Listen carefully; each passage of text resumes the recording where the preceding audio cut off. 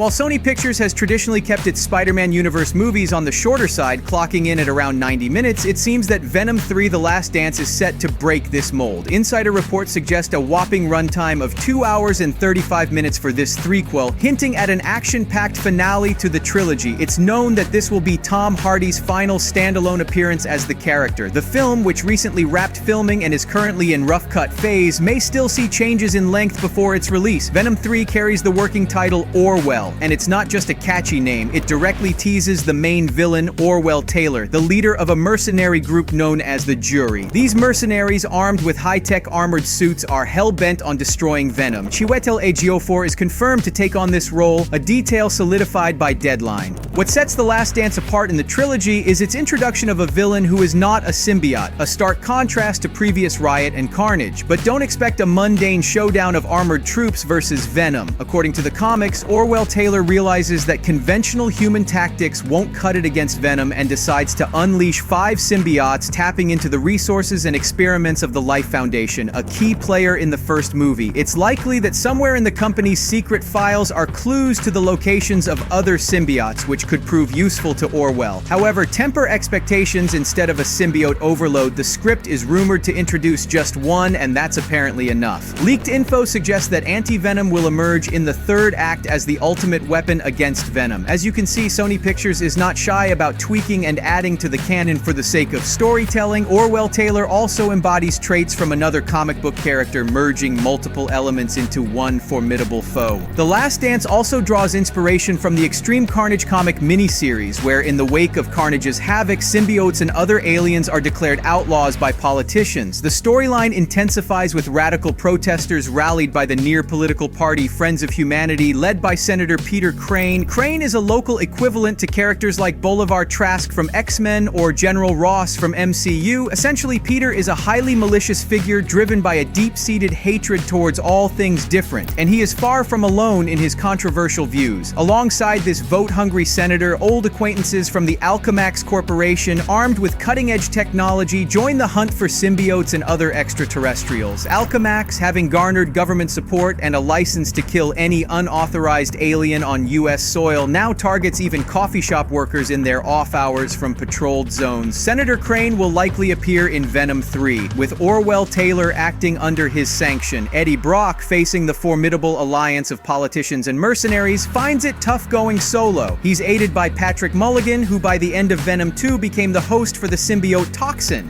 The battle lines in Venom 3 are clearly drawn, setting the stage for a dramatic confrontation that mirrors real-world issues of xenophobia and corporate overreach. With Senator Peter Crane and Alchemax spearheading the anti-symbiote legislation and enforcement, the film cleverly intertwines political intrigue with superhero action, giving the narrative a contemporary edge that could resonate with audiences familiar with global tensions and societal divides. Eddie, now seasoned in his symbiotic relationship with Venom, faces an even greater challenge as he confronts a society that has weaponized its fear of the unknown. His alliance with Patrick Mulligan, the new host of Toxin, introduces a dynamic duo capable of taking on Orwell Taylor and Jury, as well as the broader systemic threats posed by Crane. This partnership not only deepens the character development, but also explores the themes of solidarity and redemption.